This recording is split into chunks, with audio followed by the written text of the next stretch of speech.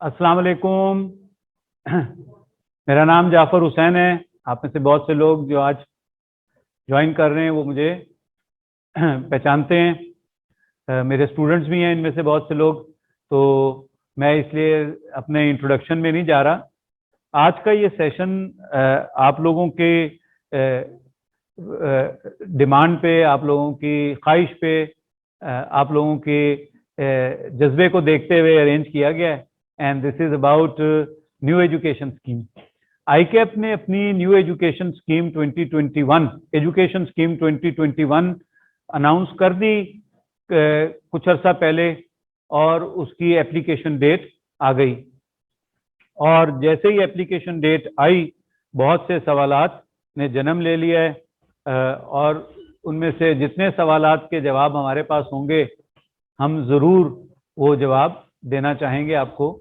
लेकिन इससे पहले कि मैं आपके सवालों की तरफ आऊं, मैं तो थोड़ा सा आपको ब्रीफ करना चाहता हूं इस पे। कल आईकैप ने एक ट्वीट के जरिए 4 चीज़ों को कंफर्म कर दिया है। नंबर 1, दिसंबर 2021 आखिरी अटेम्प्ट होगी एएफसी की, और उसके बाद कोई एएफसी का मौजूदा सिलेबस और मौजूदा सब्जेक्ट्स के साथ एग्जाम नहीं होगा। नंबर 2, मार्च या स्प्रिंग 2020 में जो एग्जाम होगा वो पीआरसी का होगा। और जो पहले आईकैप ने अपनी स्कीम अनाउंस कर रखी है, ड्राफ्ट जिसका अभी फाइनल स्कीम का डॉक्यूमेंट नहीं रिलीज किया, लेकिन जो ड्राफ्ट था उसमें बताया था कि पीआरसी की मंथली टेस्टिंग हुआ करेगी। तीसरी अनाउंसमेंट ये की है कि समर 2022 में जो कैफ का एग्जाम होगा वो न्यू एजुकेशन स्कीम के साथ होगा। दूसरे लफ्जों में वो एग्जाम 8 पेपर्स का होगा, 9 का नहीं होगा। और चौथी अनाउंसमेंट उस ट्वीट में आईकैप ने ये की है कि समर 22 में सीफैब और एमएसए के जो एग्जाम्स होंगे वो भी एजुकेशन स्कीम 2021 के तहत होंगे। तो ये 4 चीज़ों के बारे में बड़ी कैटेगोरिक अनाउंसमेंट आईकैप ने की है। दिस इज वेरी टाइमली, और यही आप भी अभी एग्जाम से फारिग हुए थे। इसके बाद आईकैप ने आज एक डेट शीट भी रिलीज कर दी है। कल की डेट शीट को जिन लोगों ने देखा वो इग्नोर कर दें उसको, क्योंकि वो आईकैप ने विड्रॉ कर ली है, और उसकी जगह आज एक नई डेट शीट रिलीज की है आईकैप ने, जिसमें 8 पेपर्स 8 दिनों में होंगे, 6 दिनों में नहीं होंगे, 8 दिनों में होंगे। आप सब जानते हैं कि आईकैप ने इस नई स्कीम में तमाम इन 8 पेपर्स को 2 ग्रुप्स में बांटा है, ग्रुप ए और ग्रुप बी। और ग्रुप ए में जब तक 2 पेपर्स पास ना हो जाएं, ग्रुप बी में ट्रांजिशन नहीं हो सकती। और हर अटेम्प्ट में अब 3 पेपर्स में बैठना लाजमी करार दिया गया है। कम से कम 3 पेपर्स में तमाम स्टूडेंट्स जरूर बैठेंगे। तो वो जो एक एक 2 करके पेपर देने का ट्रेंड था उसको आईकैप ने डिस्करेज किया है, और कम से कम 3 पेपर्स में कहा है, सिवाय उन लोगों के जिनके आखिर में 2 या 1 पेपर ही बच जाएगा, तो वो जितने बचेंगे उतने ही पेपर में बैठेंगे। उनके लिए शर्त नहीं लगाई कि 2 और नए लाएंगे आपके लिए और आप 3 में बैठिएगा। So otherwise everyone will have to sit in at least 3 papers. Old scheme के लोगों के लिए क्या ये ग्रुप्स अप्लाई करेंगे या नहीं करेंगे, ये एक ऐसा सवाल है जिसका जवाब हमने भी आईकैप से मांगा हुआ है। और हमें उम्मीद है कि सिचुएशन को देखते हुए, प्रॉब्लम्स को देखते हुए आईकैप उनके लिए कोई ना कोई रास्ता निकालेगा, यानी उनको जो पेपर्स भी वो देना चाहते होंगे वो देने की इजाज़त मिलेगी। ये हमारी असेसमेंट है, और ये हमने रिक्वेस्ट की हुई है आईकैप को कि इस चीज़ को कंसिडर किया जाए। पैक के प्लेटफॉर्म से हमने रिक्वेस्ट की हुई है, तो हमें उम्मीद है कि आईकैप को जो जब वो इन प्रॉब्लम्स को गौर से देखेंगे तो ज़रूर इनके लिए, इन बच्चों के लिए कोई ना कोई रास्ता निकालेंगे, वरना उनके लिए ख़ास तौर पे जो स्टूडेंट्स पहले पढ़ चुके हैं किसी पेपर को और उसका एग्ज़ाम भी दे चुके हैं और किसी वजह से पास नहीं कर सके, उनके लिए थोड़ी सी मुश्किल पैदा हो जाएगी अगर ये ग्रुप रहे तो हम इसके साथ आगे बढ़ते हैं। और जैसे कि आप लोग चाहते हैं कि हम आपको थोड़ा गाइड करें कि आपको सब्जेक्ट सिलेक्शन इस न्यू एजुकेशन स्कीम में कैसे करनी चाहिए, तो मैं उसकी तरफ आता हूं। अब हमारे पास बहुत से स्टूडेंट्स हैं जो नए हैं, जो अब पहली दफ़ा कैफ में दाखिला लेने आ रहे हैं, और बहुत से स्टूडेंट्स हैं जो ऑलरेडी कैफ के स्टूडेंट्स हैं और उन्होंने कैफ के कुछ पेपर्स पास कर लिए हैं। कुछ लोगों ने अभी अपने पहले पेपर्स में अपीयर हुए हैं और वो रिजल्ट का इंतजार कर रहे हैं जो इंशाल्लाह मई में अनाउंस जो नवंबर में अनाउंस किया जाएगा। तो मैं इन तमाम लोगों के लिए सब्जेक्ट सिलेक्शन की गाइडेंस दूंगा। ये गाइडेंस एक जनरल गाइडेंस है और हो सकता है कि ये आप में से कुछ लोगों की सिचुएशन पे अप्लाई ना करे, उनको भी मैं गाइड करूंगा कि जिनकी सिचुएशंस को हम यहाँ पे डिस्कस नहीं कर सके वो उसको कैसे डिसाइड करें, और अगर वो फिर भी डिसाइड ना कर सके तो हम उनको रिक्वेस्ट करेंगे कि वो हमारे एडमिशन ऑफिस और हमारी कोऑर्डिनेशन से रब्ता करें, हम आपको आपकी सिचुएशन के मुताबिक मशवरा दे सकेंगे इसमें। तो मैं सबसे पहले बात करता हूं उन लोगों की जो पहली दफ़ा कैफ पढ़ने आ रहे हैं।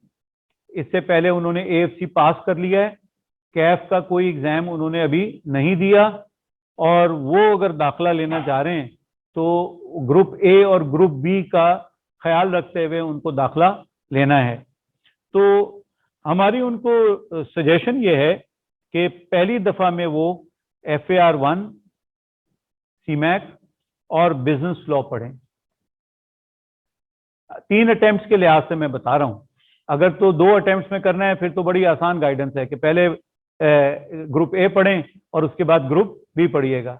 लेकिन अगर आप 3 अटेम्प्ट्स में इसको 3 पेपर्स कम से कम देना चाह रहे हैं, 3 पेपर्स देना चाह रहे हैं, तो ज्यादा से ज्यादा 3 देना चाह रहे हैं, अब इससे कम तो हो ही नहीं सकते, तो उनके लिए मेरी सजेशन ये है कि वो इस सेशन में FAR1, CMAC और बिजनेस लॉ पढ़ें। मैं जरा क्लैरिटी के लिए लिख भी देता हूं, FAR1, CMAC और बिजनेस लॉ पढ़ें। FAR1 is paper 1, Kaif 1, CMAC is Kaif 3 and B law is Kaif 4। इसमें इनको पहली दफा में सफिशिएंट गैप मिलेगा अपने इन 3 पेपर्स में। लेकिन एक बात मैं आपको बता दूं कि 3-3 के कॉम्बिनेशंस में जब भी आप पेपर देंगे, एक अटेम्प्ट ऐसी होगी जिसमें आपके 2 पेपर कंसेक्टिव होंगे, एक दिन एक और दूसरे दिन दूसरा। हमने इसको हर एंगल से एनालाइज करके देख लिया है, कोई फिजिबल कॉम्बिनेशन ऐसा नहीं बन रहा।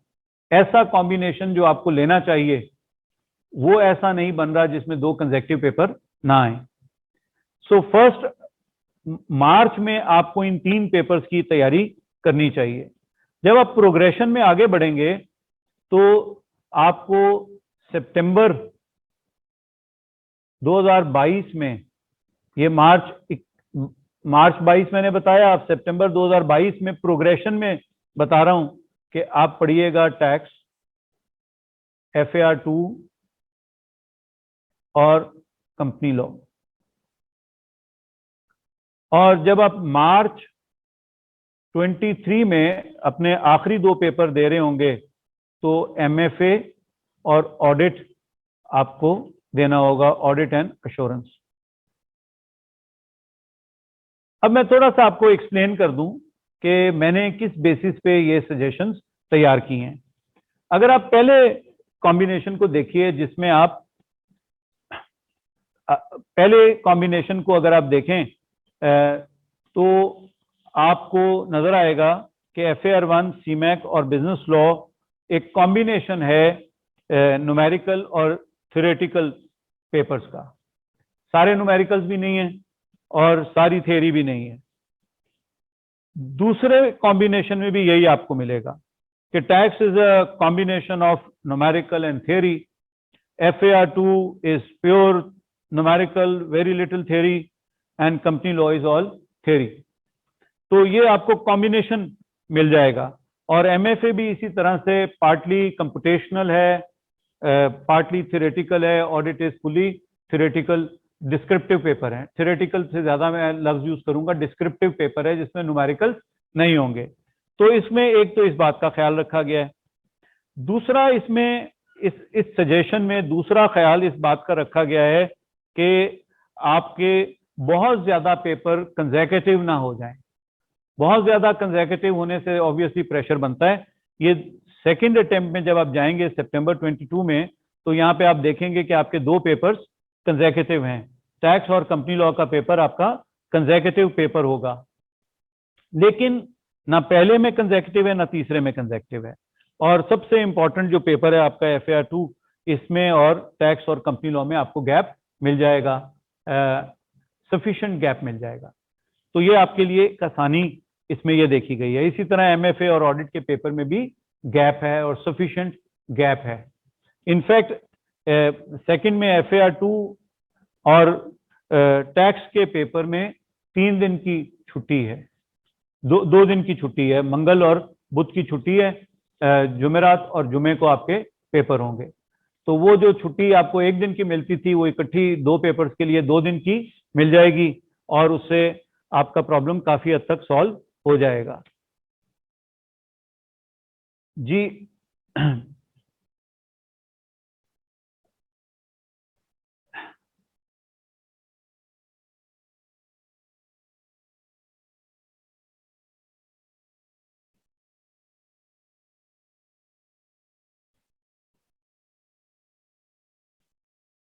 अच्छा, अरुज नई डेट शीट दें, आपने पुरानी दे दी है मुझे। अच्छा जी, तो हम जरा सवाल ये आ रहा है कि हम टैक्स क्यों ना पढ़ें इसकी बजाय। हमने इसको बड़े गौर से देखा है, इस सारे को। FAR1, टैक्स, CMAC, ये भी एक कॉम्बिनेशन हमने डिस्कस किया, इसमें कोई प्रॉब्लम नहीं है। लेकिन जब आप प्रोग्रेशन में आगे बढ़ते हैं तो फिर आपके लिए दिक्कत आनी शुरू हो जाती है। क्या दिक्कत आती है? दिक्कत ये आती है कि इसके बाद आप बिजनेस लॉ, FAR2 और MFA लेंगे। ये जब पेपर आप लेंगे तो आपके 3 कंसेक्यूटिव पेपर हो जाएंगे। ये तीनों कंसेक्यूटिव पेपर हो जाएंगे और आखिर में 2 थ्योरी बचेगी, कंपनी लॉ और ऑडिट। तो हमने सिर्फ इसको फर्स्ट अटेम्प्ट के लिए नहीं देखा, हमने इसको प्रोग्रेशन में भी देखा है। हम अगर और भी हमने बहुत से कॉम्बिनेशंस बनाए। मेरे पास इस वक्त जो कागज है, इस पे हमने 4 कॉम्बिनेशंस मुख्तलिफ किस्म के बनाए, और हर एक में हमें यही प्रॉब्लम नजर आई कि नंबर 1 पे थ्योरी और न्यूमेरिकल का बैलेंस नहीं आ रहा। कहीं पर हम ये देखते हैं कि बहुत ज्यादा कंसेक्यूटिव पेपर्स आना शुरू हो जाते हैं, जैसे बिजनेस लॉ, FAR2 और MFA, ये तीनों कंसेक्यूटिव पेपर हो जाते हैं। अगर हम MFA की जगह कंपनी लॉ लेकर आए तो बिजनेस लॉ और कंपनी लॉ एक ही अटेम्प्ट में आप पढ़ रहे होंगे, जो कि थ्योरी का थोड़ा सा ओवरलोड हो जाएगा, काफी सारा ओवरलोड हो जाएगा। और हम समझते हैं कि कंपनी लॉ को अगर आप बिजनेस लॉ से हटाकर पढ़ें तो वो ज्यादा बेहतर होगा आपके लिए, ताकि आप लॉज को एक एक करके पढ़ना शुरू करें, बहुत सारे लॉज इकट्ठे एक जगह पे जमा ना हो जाएं। लेकिन इसके बावजूद भी हम टैक्स और कंपनी लॉ को इकट्ठा होने से नहीं रोक सके। तो बिजनेस लॉ पढ़ने के बाद कंपनी लॉ पढ़ना आपके लिए निस्बतन आसान होगा। अभी जो हमारे पास बिजनेस लॉ का पेपर था, it was a combination of mercantile laws and company law. तो हम देखते थे कि स्टूडेंट्स को वो दोनों लॉज को एक साथ पढ़ना उनके लिए दिक्कत हो जाती थी, क्योंकि दोनों लॉज का मिजाज एक दूसरे से बिल्कुल मुख्तलिफ है। टैक्स एक बिल्कुल चूंकि डिफरेंट टाइप ऑफ लॉ है, और उसमें न्यूमेरिकल्स का भी पार्ट है, इसलिए मेरा ख्याल है कि हमें कोई प्रॉब्लम नहीं है।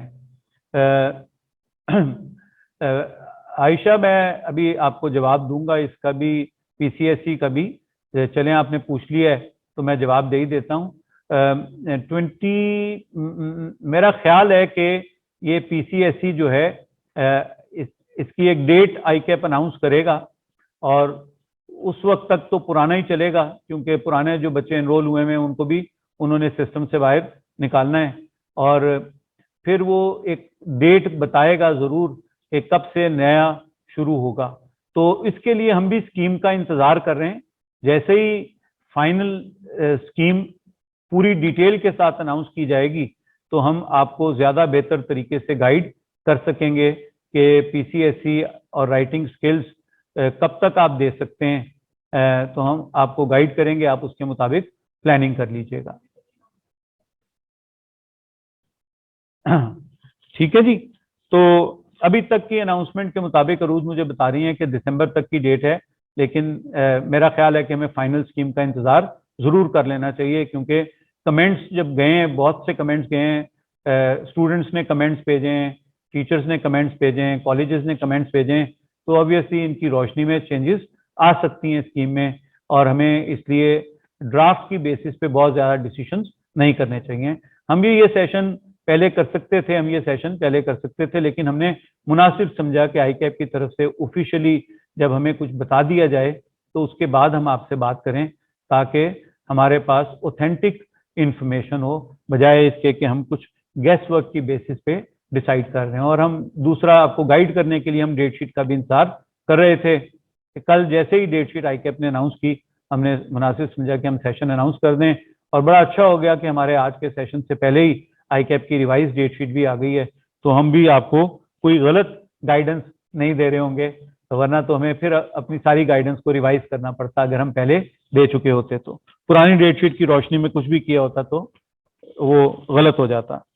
अब मैं आ रहा हूं उन लोगों के लिए जिन्होंने, जो ऑलरेडी कैफ में मौजूद हैं, और इनको मैंने आपकी गाइडेंस के लिए दो कैटेगरीज में बांटा है।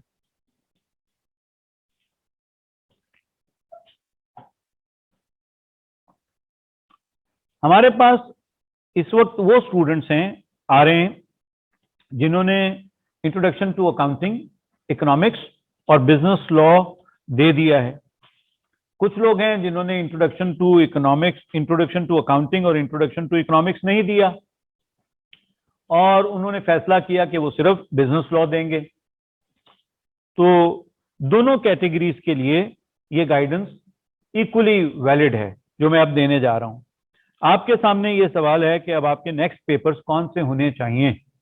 हमने आपके अगले 6 पेपर्स को 2 हिस्सों में तकसीम किया है। याद रखिए कि जिन लोगों ने बिजनेस लॉ पास कर लिया होगा, या जो पास कर लेंगे इस अटेम्प्ट में, उनको बिजनेस लॉ और कंपनी लॉ दोनों की एग्जाम्शन होगी। तो हम बात कर रहे हैं उन लोगों की जिन्होंने introduction to economics, introduction to accounting और बिजनेस लॉ का पेपर दिया हुआ है, या इनमें से कोई पेपर पास कर लिया है और अब वो इससे आगे बढ़ना चाह रहे हैं। तो उनके लिए हमारी सजेशन ये है कि वो अभी इमीडिएटली जो अटेम्प्ट आएगी मार्च 22, इसमें they should appear in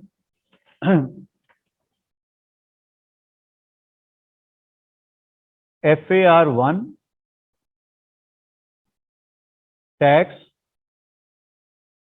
and CMAC। ये मैं स्प्रिंग 22 की बात कर रहा हूं, और ऑटम 22 में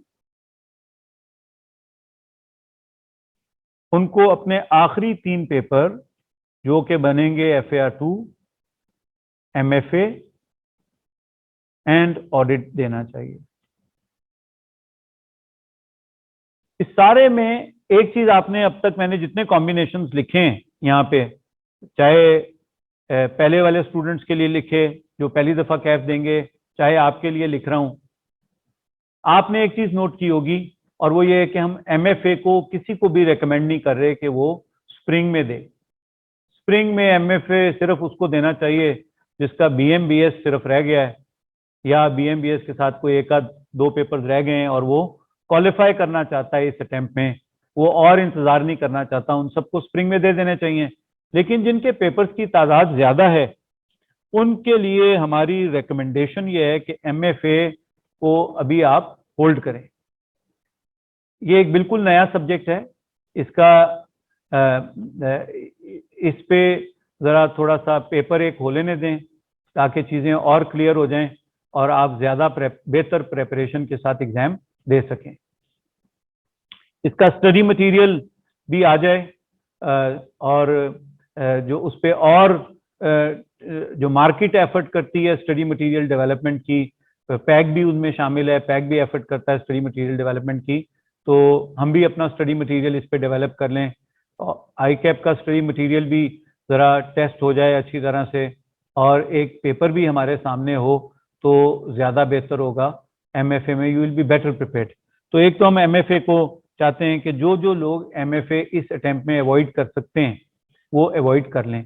जो पढ़ने आएंगे उनको फुल्ली ट्रेंड टीचर्स पढ़ाएंगे, उनको स्टडी मटेरियल भी अगर पहले दिन अवेलेबल नहीं होगा तो साथ साथ मिलता रहेगा, उनको कोई प्रॉब्लम नहीं होगी, ठीक है। और अगर आईकैप ने पायलट पेपर्स, मॉडल पेपर्स अगर रिलीज किए तो वो भी एक गाइडेंस होगी, लेकिन अदरवाइज भी चूंकि ये सब्जेक्ट टॉपिक्स जो इस पेपर में शामिल किए गए हैं ये कहीं ना कहीं पढ़ाए जाते रहे हैं सीए की स्ट्रीम में, इसलिए हम क्वेश्चंस के बारे में भी रीजनेबली सर्टेन हैं।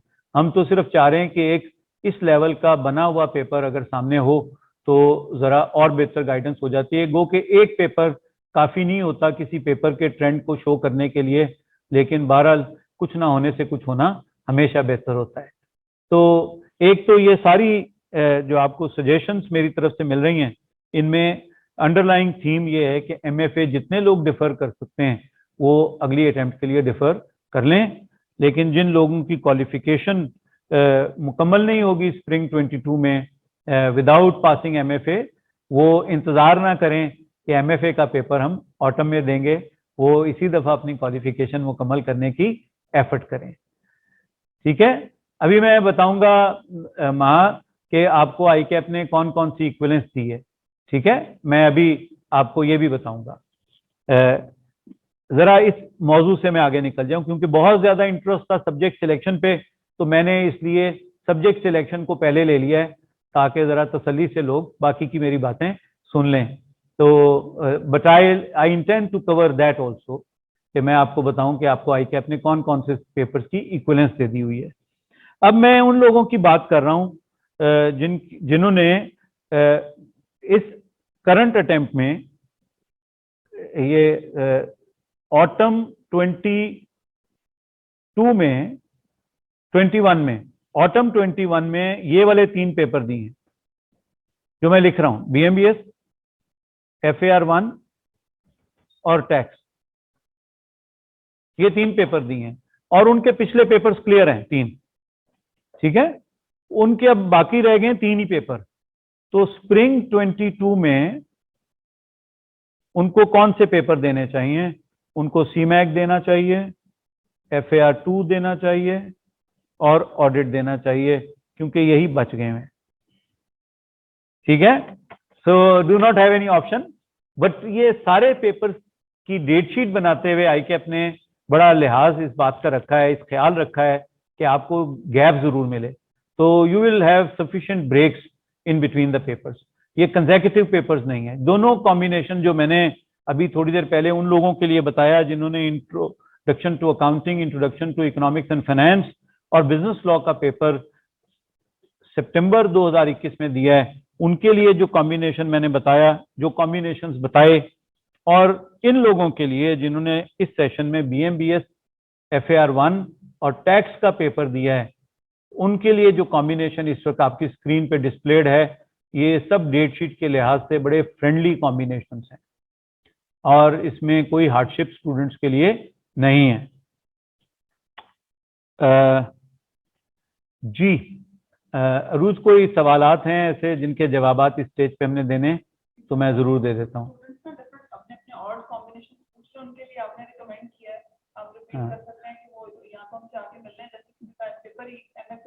ठीक है, मैं कर लेता हूँ, मैं कर लेता हूँ, मैं बता देता हूँ। कितने बच्चे हैं इस वक्त भी फेसबुक पे? अच्छा यार, 500 प्लस बच्चों को फेसबुक पे हर एक का इंडिविजुअल कॉम्बिनेशन बताना, मेरी उम्र भी ज्यादा हो गई है अब, तो ये काम भी बड़ा लंबा है, तो मेरे लिए जरा मुश्किल हो जाएगा। तो मेरी आपको रिक्वेस्ट है कि जो इंडिविजुअली अपने अपने कॉम्बिनेशन वेट करवाना चाह रहे हैं वो हमसे टेलीफोन पर रब्ता कर लें, वो हमसे मिल लें हमें आकर, हम आप सबको इंडिविजुअली गाइड कर देंगे। लेकिन इस सेशन में जो मुख्तसर है, जाहिर है कि टाइम की एक कंस्ट्रेंट है इसमें हर बच्चे को इंडिविजुअली गाइड करना पॉसिबल नहीं होगा। तो अब मैं पीसीएसई और बाकी हैंड्स ऑन कोर्सेज पे आने से पहले आपको ये बताना चाहता हूं कि आईकैप ने आपकी प्रायर लर्निंग को पूरी तरह से महफूज रखा है। जो पेपर आपने पास कर लिए वो पेपर आपसे किसी सूरत भी दोबारा नहीं लिए जाएंगे। एएफसी मिसाल के तौर पर मैं बताता हूं कि एएफसी में जिन लोगों ने फंक्शनल इंग्लिश या बिजनेस कम्युनिकेशन इनमें से कोई एक भी पेपर पास कर लिया है, उनको business writings and comprehension skills का पेपर आईकैप ने एग्जेम्प्ट कर दिया है। कोई एक भी पास करने पे एग्जेम्प्ट कर दिया है। जिन लोगों ने क्यूएम पास किया है ऑब्वियसली उनको क्यूएम एग्जेम्प्ट कर दिया है। जिन लोगों ने इंट्रोडक्शन टू इंफॉर्मेशन टेक्नोलॉजी पास किया है उनको भी आईकैप ने एक स्टेप आगे जाकर इंट्रोडक्शन टू बिजनेस का पेपर एग्जेम्प्ट कर दिया। हालांकि दोनों पेपर्स में कोई लॉजिकल रिलेशनशिप नहीं है, लेकिन अंडरलाइंग प्रिंसिपल ये है कि आपको कोई एक्स्ट्रा पेपर्स ना देने पड़े, यानी किसी के भी 13 से ज्यादा पेपर्स ना हो। बस 13 पेपर से ज्यादा वो नहीं लेना चाहते आपसे, इससे उन्होंने ये एग्जाम्पशन कर दी। जिन्होंने इंट्रोडक्शन टू जिन लोगों ने एएफसी पास करके कैफ शुरू कर दिया उनको कहा कि आपने दोबारा पीआरसी में नहीं जाना, इसलिए उनको इंट्रोडक्शन टू अकाउंटिंग और इंट्रोडक्शन टू इकोनॉमिक्स एग्जाम्प्ट हो गया। ये तो आप सब जानते ही हैं, बड़ी मशहूर एग्जाम्पशन है। इस पे हर किस्म की फीडबैक, हर किस्म के कमेंट्स लोगों के आए, इसलिए आपको पता ही है। लेकिन इससे आगे चलें तो जिन लोगों ने बिजनेस लॉ का पेपर पास किया ओल्ड स्कीम में उनको 2 पेपर्स एग्जेम्प्ट कर दिया आईकैप ने। एक बिजनेस लॉ जिसमें अब मर्केंटाइल, जिसमें कॉन्ट्रैक्ट एक्ट, पार्टनरशिप और उसके अलावा भी कई और लॉज डाल दिए गए हैं, जो सब्सटेंशियली एक नया पेपर है, सब्सटेंटिवली नया पेपर है ये। और उनको साथ कंपनी लॉ भी पास कर दिया आईकैप ने, वो भी एग्जेम्प्ट कर दिया है। जिन लोगों ने बीएमबीएस पास कर लिया उनको एफएमए एग्जेम्प्ट कर दिया, एमएफए एग्जेम्प्ट कर दिया। जिन लोगों ने सीमैक पास किया उनको सीमैक कर दिया, जिन्होंने टैक्स पास किया उनको टैक्स कर दिया, जिन्होंने ऑडिट एंड एश्योरेंस पास की उनको ऑडिट एंड एश्योरेंस पास कर दिया, FAR2 वाले को FAR2 और FAR1 वाले को FAR1। तो नोट करने की चीज ये है, सिर्फ जो आपको याद रखना है, बाकी तो सर आपको क्लियर है। याद ये रखना है कि बीएमबीएस जिन लोगों का पास है उनको एमएफए की एग्जाम्पशन है। जिन लोगों का बिजनेस लॉ पास है उनको 2 पेपर्स की एग्जाम्पशन है, business law and company law. बाकी आपने जो जो पेपर पास किया है उसका इक्विवेलेंट पेपर आईकैप ने आपको पास कर दिया है, एग्जेम्प्ट कर दिया है। पास का लफ्ज मैं गलत इस्तेमाल कर रहा हूं, आईकैप ने आपको एग्जेम्प्ट कर दिया उस पेपर से। चलिए, ये जो हैंड्स ऑन कोर्सेज हैं ये अनाउंस किए हैं आईकैप ने, 3 हैंड्स ऑन कोर्सेज अनाउंस किए हैं। एक पीसीएसई जिसका नाम बदल गया, अब थोड़ा सा नाम में चेंज कर दिया आईकैप ने। दूसरा कंप्यूटर का एक प्रैक्टिकल कोर्स है जिसमें माइक्रोसॉफ्ट ऑफिस टेस्ट होगा, माइक्रोसॉफ्ट ऑफिस का है। और तीसरा हैंड्स ऑन कोर्स जो है वो उसमें चॉइस है कि आप फिनटेक का कोर्स लेते हैं या आप उसका एक और डेटा एनालिटिक्स का कोर्स लेते हैं। इनमें से 2 कोर्सेस जो पीसीएसई का इक्विवेलेंट कोर्स आईकैप ने अनाउंस किया है वो 50 घंटे की बजाय 100 घंटे का कर दिया है। 100 घंटे का कोर्स हो गया भाई ये। और जो दूसरा कोर्स है उसके भी कंटेंट्स आईकैप ने स्पेसिफाई कर दिए हैं आईटी का कोर्स है, माइक्रोसॉफ्ट ऑफिस है उसमें प्राइमरीली, और आईकैप रिक्वायर कर रहा है कि ये दोनों कोर्सेज आप फर्म ज्वाइन करने से पहले करेंगे, दोनों कोर्सेज फर्म ज्वाइन करने से पहले करेंगे। लेकिन मुझे यकीन है कि जिन लोगों ने अभी एग्जाम दिया है और नवंबर में उनका रिजल्ट आ गया और उनका कैफ क्वालिफाई हो गया, तो वो जाहिर है कि फर्म जाने के लिए तैयार हैं।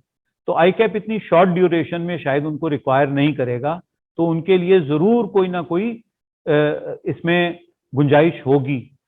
तो फाइनल स्कीम का इंतजार कर लें चंद दिन और, उससे हमारे इस किस्म के हैंड्स ऑन कोर्सेज के मसाइल जो हैं वो निकल जाएंगे। जो पहले अनाउंसमेंट थी उसमें ये डेट्स वगैरह नहीं थी, इसलिए हम भी आपको ठीक से गाइड नहीं कर पाएंगे। हम अभी इसलिए मोटी मोटी गाइडेंस दे रहे हैं और आपको कह रहे हैं कि आप अगर 10-15 दिन रुक जाएं तो probably will be able to answer all your question, maybe in a shorter duration. जैसे ये स्कीम अनाउंस होती है फुल डिटेल्स के साथ, वैसे ही हम आपको बता देंगे। अभी तक की जो अनाउंसमेंट्स हैं आईकैप की, वो सिलेबस का ड्राफ्ट उन्होंने दे दिया हुआ है सबको, पब्लिक डॉक्यूमेंट है। उन्होंने कल जो अनाउंसमेंट्स की फेसबुक पे और ट्विटर पे, वो उनकी पब्लिक अनाउंसमेंट्स हैं, ये इंफॉर्मेशन सबके पास है। और डेट शीट तीसरी चीज जो उन्होंने आज रिलीज की है, ये एक पब्लिक अनाउंसमेंट है। तो अब तक 3 फाइनल चीजें हैं जिनकी बेसिस पे मैं यह ब्रीफिंग आपको कर रहा हूं। बाकी चीजों के बारे में मैं आपसे कहूंगा कि आप अभी उस पर कोई डिसीजन ना लें। आपका जो डिसीजन है वो फाइनल स्कीम आने के बाद होना चाहिए, और हम जैसे ही फाइनल स्कीम आएगी हम खास तौर पे सेशन करेंगे इन हैंड्स ऑन कोर्सेज पे। हैंड्स ऑन कोर्सेज पे हम अलग सेशन करके आपको गाइड करेंगे कि ये हैंड्स ऑन कोर्सेज क्या हैं, कब होंगे, कैसे होंगे, कहाँ होंगे, ये सब हम बताएंगे। इसकी असेसमेंट कैसे होगी, हम हर चीज पे आपको गाइड करेंगे इस पे। तीसरा कोर्स जो डेटा एनालिटिक्स या फिनटेक का, जो भी आप उस वक्त चूज करेंगे, वो during your articles, during your training period होगा। याद रखिए, ट्रेनिंग पीरियड से पहले वो रिक्वायर्ड नहीं है। वो कब से इफेक्टिव है, अगर आप में कोई ट्रेनिंग स्टूडेंट्स भी हैं और वो ये जानना चाहते हैं कि ये कब से इफेक्टिव होगा, आपको देना पड़ेगा, करना पड़ेगा या नहीं करना पड़ेगा, तो मेरी आपसे भी रिक्वेस्ट है कि आप भी इंतजार करें, क्योंकि अभी ये फाइनल स्कीम में ये सारी बातें इंशाल्लाह आईकैप जरूर क्लियर कर देगा। मुझे यकीन है कि ये सारी चीजें उनके भी नॉलेज में, आपके सवालात भी उनके नॉलेज में हैं। लेकिन पहले भी जो स्कीम अनाउंस की उसमें कुछ डेट्स के बगैर कुछ चीजें हैं, तो डेट्स नहीं आती जब तक उसमें फिल इन द ब्लैंक्स नहीं होती, तब तक हम भी आपको पूरी तरह से गाइड नहीं कर सकेंगे। और जो भी गाइडेंस आज देंगे वो अगर कल को चेंज हो गई तो हो सकता है कि आप इन द मीन टाइम कोई डिसीजन कर चुके हों जो मिसलीडिंग हो, इनकम्प्लीट इंफॉर्मेशन की बेसिस पे हो। तो ये 3 हैंड्स ऑन कोर्सेज हैं। जैसे ही ये आएगा फाइनल स्कीम, मरियम, जैसे ही फाइनल स्कीम आएगी हम उसी वक्त अनाउंस कर देंगे कि अब आपका पीसीएसई 50 आवर्स का है या 100 आवर्स का है, राइटिंग स्किल्स का टेस्ट होगा या नहीं होगा। लेकिन अगर आप अभी पीसीएसई शुरू करना चाहते हैं तो इसमें कोई हर्ज नहीं है, क्योंकि जो कंटेंट्स आईकैप ने दिए हैं वो कंटेंट्स तकरीबन वही हैं जो पुराने कोर्स के थे, उसमें बहुत कॉमन चीजें हैं। तो आप जो भी टाइम पीसीएसई में लगाएंगे वो ज़ाया नहीं होगा, और अगर उसको एक्सटेंड भी करना पड़ता है तो वो एक्सटेंडेबल होगा, कोई प्रॉब्लम नहीं होगा। लेकिन अगर आईकैप आपको इजाज़त देता है, या एक डेडलाइन जो दिसंबर की दी हुई है उन्होंने ऑलरेडी कहा हुआ है, तो दिसंबर के लिहाज से भी आप इसको मुकम्मल कर सकते हैं दिसंबर में। लेकिन जिस तरह से चीज़ें चल रही हैं उसमें हम ये ज़रूर आपको बता सकते हैं कि शायद राइटिंग स्किल्स का पेपर भी दिसंबर के बाद नहीं होगा, क्योंकि राइटिंग स्किल्स का पेपर भी क्वार्टरली होता था और मार्च के क्वार्टर से हर चीज़ नई स्कीम के मुताबिक हो रही है, और नई स्कीम में राइटिंग स्किल्स का पेपर नहीं लिखा हुआ। ठीक है, अच्छा जी। अच्छा जी, सिलेबस पे जो गाइडेंस है जी कि सिलेबस में क्या चेंजेस हुई, ये भी मैं आपको ज़रा ब्रीफली बता देता हूँ। बहुत मैं इस पे हैंड्स ऑन हूँ। FAR 1 के सिलेबस में कुछ टॉपिक्स, एक टॉपिक FAR 2 से आ गया है, एक आध 2 टॉपिक्स इंट्रोडक्शन टू अकाउंटिंग से उठाकर इसमें डाल दिए गए और कोई इसके अलावा चेंज नहीं है। ठीक है जी, बेसिकली टॉपिक शफलिंग है। कुछ इंट्रो के टॉपिक FAR 1 में आ गए हैं, कोई FAR 2 का टॉपिक FAR 1 में आ गया है, कोई टॉपिक FAR 1 से निकलकर FAR 2 में चला गया है।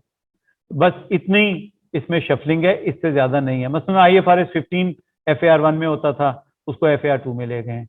IS 8 FAR 2 में होता था, इसको FAR 1 में ले आए।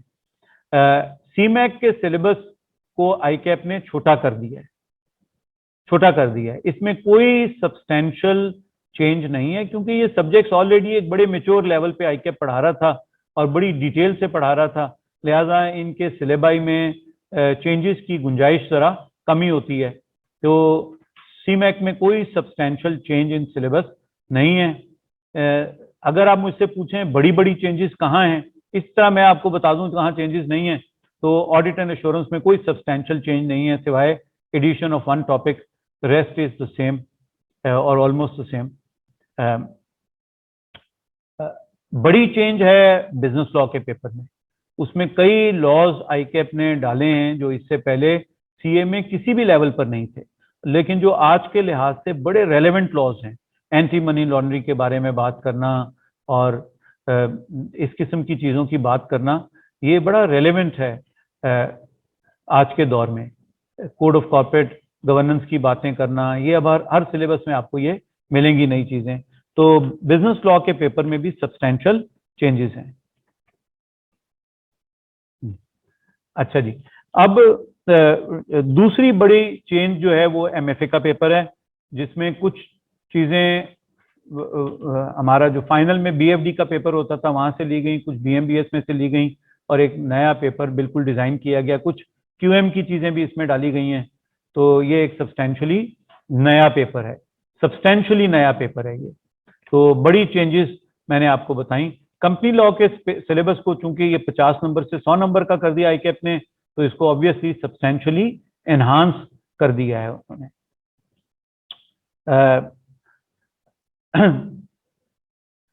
अच्छा जी, ये अभी भी ये सवाल चल रहा है कि मिनिमम कितने पेपर आपने देने। आपने मिनिमम 3 पेपर देने हैं मार्च अटेम्प्ट में, ये याद रखिएगा।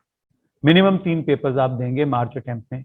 आप जो अगर पहली दफा कैफ में आए हैं तो आप ग्रुप A के 3 पेपर देंगे, इनमें से 2 पेपर पास हो जाएंगे तो आप ग्रुप B का भी कोई पेपर इसके साथ ज्वाइन करेंगे, ताकि आप 3 पेपर्स की लिमिट को पूरा कर सकें।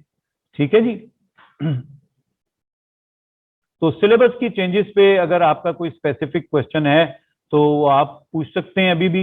आई am looking at your comments, गो के इतनी तेजी से आ रहे हैं कि वो नजर नहीं ठहर रही उस पे।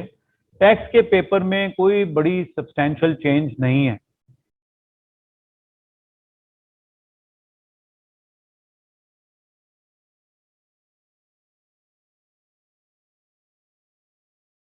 ये फातिमा, आपका सवाल मुझे नहीं समझ में आया जो आपने पूछा है ना, क्योंकि यह पार्ट 2 होगा ये क्वेश्चन का, तो मैं पहला वाला नहीं पढ़ सका।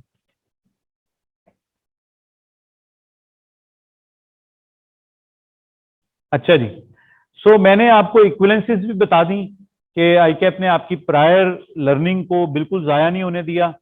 अब एक सवाल बड़ा इंपॉर्टेंट है जो आपकी पूछ रहे हैं, जो हमारे भी ज़हन में बड़े अरसे से है, हमने उस पर बहुत काम भी कर लिया हुआ है। वो सवाल ये है कि अगर मैंने इंट्रोडक्शन टू अकाउंटिंग का पेपर नहीं दिया तो मैं FAR 1 कैसे पढ़ूंगा। इस वक्त हमारे सामने 3 तरह के स्टूडेंट्स हैं जो FAR 1 पढ़ने आएंगे। वो जिन्होंने इंट्रोडक्शन टू अकाउंटिंग पढ़ा और उसका एग्जाम पास कर लिया या अभी देकर आए हैं। वो जिन्होंने इंट्रोडक्शन टू अकाउंटिंग पढ़ना शुरू किया, स्कीम की अनाउंसमेंट हुई जून या जुलाई में और उन्होंने फैसला किया कि हमने बहुत पढ़ लिया अब और नहीं पढ़ना, तो उन्होंने 50, 60, 70% तक सिलेबस कवर कर लिया हुआ था उस वक्त तक। और तीसरे वो लोग हैं जिन्होंने इंट्रोडक्शन टू अकाउंटिंग की क्लास को अंदर से नहीं देखा, that is they have not studied the paper of introduction to accounting. हमने उन लोगों के लिए जिन्होंने इसको बिल्कुल नहीं पढ़ा और उन लोगों के लिए जिन्होंने इसको पूरा नहीं पढ़ा, हमने एक शॉर्ट कोर्स डिवाइस किया है।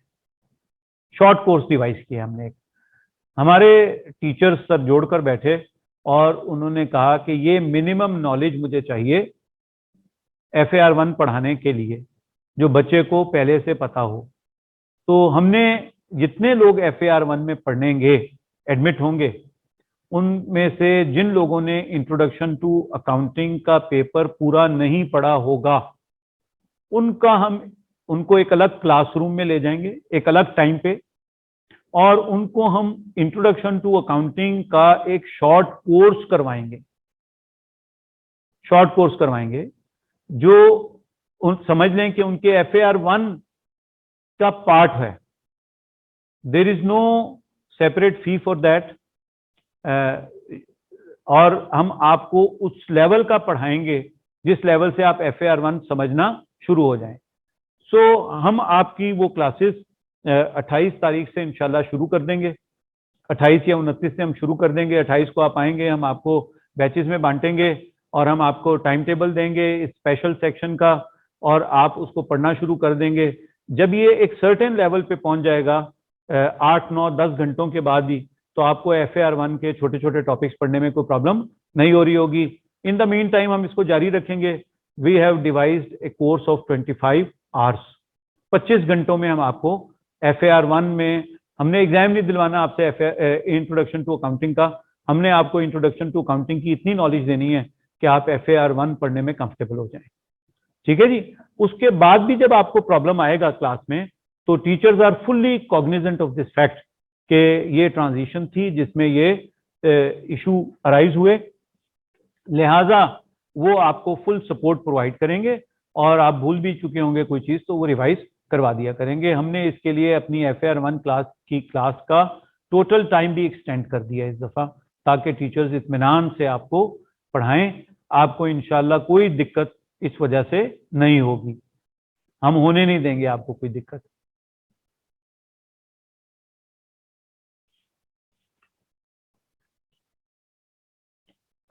नहीं होगा भैया, शॉर्ट कोर्स का चार्ज नहीं होगा, ठीक है, तो मैंने बता दिया आपको जी। हाँ जी, तो ओरिएंटेशन इज ऑन 27th। बहुत सी बातें उस दिन भी हम आपसे करेंगे, लेकिन मैं इस मौके पे थोड़ा सा आपको फैकल्टी के बारे में भी ब्रीफ करना चाह रहा हूँ। इंट्रोडक्शन टू FAR 1 में हमारे 5 बड़े एक्सपीरियंस टीचर हैं गुलबर्ग में, और गार्डन टाउन में भी 2 बड़े एक्सपीरियंस टीचर हैं। मोहम्मद यासीन साहब का नाम आप सबने सुन रखा है, पढ़ा भी होगा कुछ लोगों ने उनसे। मिर्जा अली हसन साहब हैं, दानियाल जाहिद साहब हैं, साजिद शफीक साहब हैं, ये सब इतने एक्सपीरियंस पुराने टीचर हैं। इसके अलावा हाफिज ताहिर साहब हैं जो ऑनलाइन में भी और गार्डन टाउन में भी पढ़ाते हैं, दानियाल भी गार्डन टाउन में पढ़ाते हैं। तो ये सब हमारे 6 टीचर्स जो हैं ये FAR 1 के बड़े ही एक्सपीरियंस टीचर हैं, और मुतादिद बार ये कोर्स पढ़ा चुके हैं, ये पढ़ा रहे होंगे। टैक्स में हमारे पास नई और पुरानी फैकल्टी का एक कॉम्बिनेशन है। मोहसिन नसरुल्लाह साहब और बिलाल अजहर साहब को कौन नहीं जानता लाहौर में, ये टैक्स के बड़े ही मशहूर टीचर्स हैं और सर्टिफिकेट ऑफ मेरिट ले चुके हैं ये लोग टैक्स के पेपर में। और Mohsin is a very seasoned practitioner, Bilal is manager taxation in a very large company, जो पाकिस्तान का सबसे बड़ा IPP है, उसमें is manager taxation. Final level के टीचर्स हैं, ये सिर्फ कैप में नहीं पढ़ाते, ये फाइनल में भी पढ़ाते हैं। इनके अलावा हमारे रमीज आसिफ साहब हैं जो इवनिंग कोर्सेज में भी पढ़ाते हैं, ऑनलाइन में भी पढ़ाते हैं गुलबर्ग कैंपस में।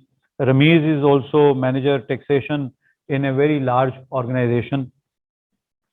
2 और प्रैक्टिशनर्स को हमने इस दफा ऐड किया है, एक खालिक जित्ता साहब हैं और एक मोहम्मद एहसन साहब हैं।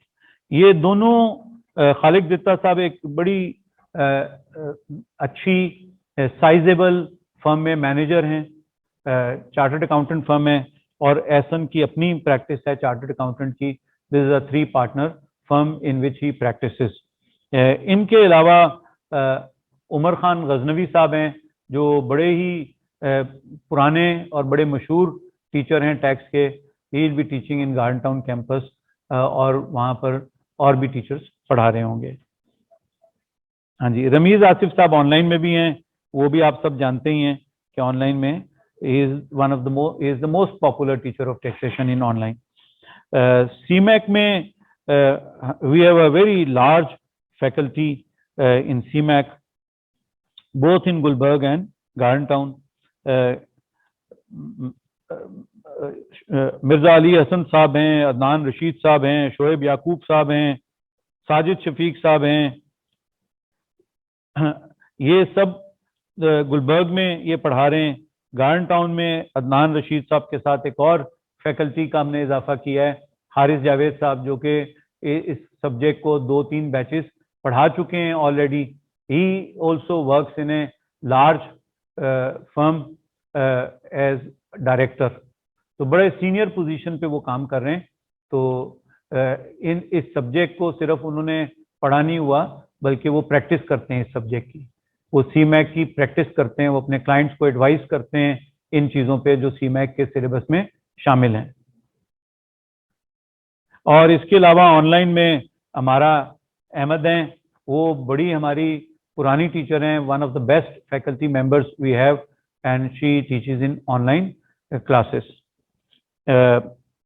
बिजनेस लॉ में Asadullah Javed Sahab, one and only Asadullah Javed Sahab, everyone knows him, and Asad is one of the best teachers of business law, and he is not only the best teacher, he is perhaps the oldest teacher of business law surviving in this market. तो असद किसी तारुफ के मोहताज नहीं है, जो भी pack में आता है उसको असद साहब का पता होता है, और पैक के बाहर भी लोग उनको बहुत अच्छी तरह जानते हैं। FAR 2 में और गार्डन टाउन में महबूब अहमद रजा साहब पढ़ाएंगे। ऑनलाइन में business law miss Uma Ahmad पढ़ाएंगी।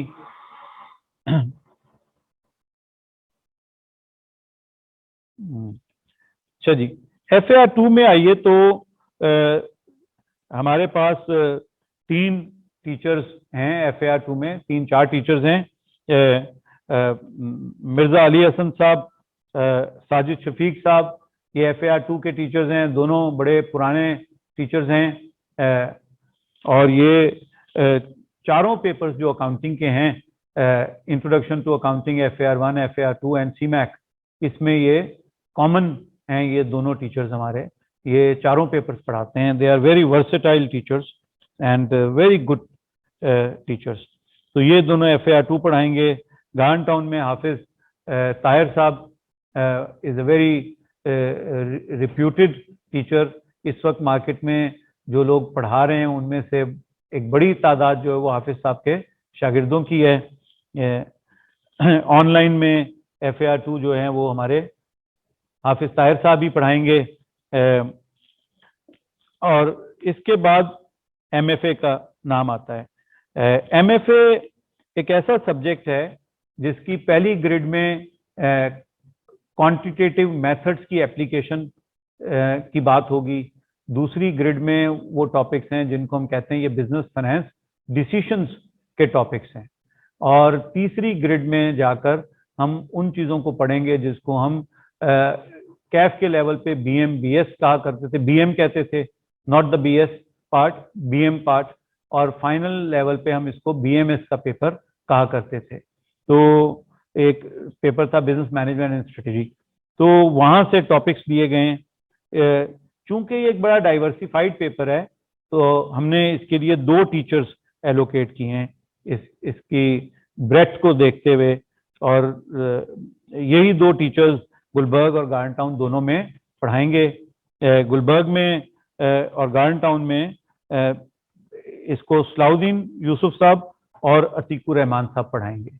और जब हम SOL में जाएंगे तो इसी तरह 2 टीचर्स के कॉम्बिनेशन के साथ जाएंगे, शोएब याकूब साहब और अतीकुर रहमान साहब के कॉम्बिनेशन से जाएंगे। तो ये 2 टीचर्स मिलकर पढ़ाएंगे इस पेपर को, ताकि एक तो नया पेपर है, ज़रा इसको और हम प्रॉपर अटेंशन के साथ पढ़ाना चाहते हैं। हम इसमें चाहते हैं कि the best of the best जो हमारे पास अवेलेबल हैं वो इस पेपर को पढ़ाएं, और टॉपिक वाइज हमने इसको देखा है कि वो is the best of the best topic wise, और हमने उन टीचर्स की सिलेक्शन की है। कंपनी लॉ अयाज जफर साहब पढ़ाएंगे गुलबर्ग में, और गार्डन टाउन में फहद साहब पढ़ाएंगे जिन्होंने पिछले बार पढ़ाया था। ये दो टीचर्स हमारे ऐसे हैं जो फाइनल में भी पढ़ाते हैं, और इनका नाम किसी तारुफ का मोहताज नहीं है।